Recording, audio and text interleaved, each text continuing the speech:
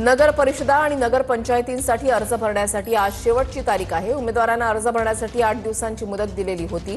महाराष्ट्रामधील 246 नगर परिषदा आणि 42 नगर पंचायतींसाठी निवडणुका होणार आहेत।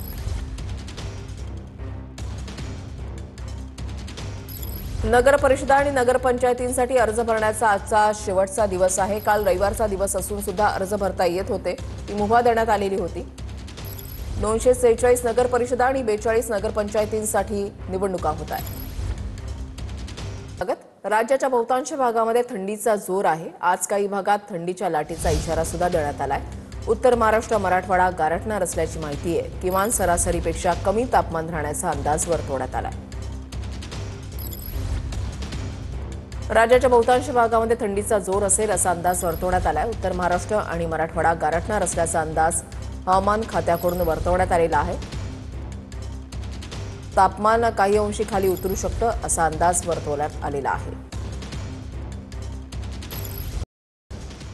मोहोळमधून बातमी आहे। मोहोळच्या अनगरमध्ये राष्ट्रवादीकडून उज्ज्वला थिटे यांना उमेदवारी देण्यात आली आहे। उज्ज्वला थिटेंना भाजप नेते राजन पाटलांवर त्यांनी खरं तर आरोप केले होते।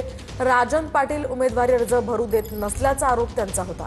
पोलीस संरक्षण मागून देखील या ठिकाणी संरक्षण दिलं जात नाही असंही थिटे म्हणाल्या होत्या। तर राजन पाटलांचे लोक पाळत ठेवत असल्याचाही आरोप त्यांनी केला होता।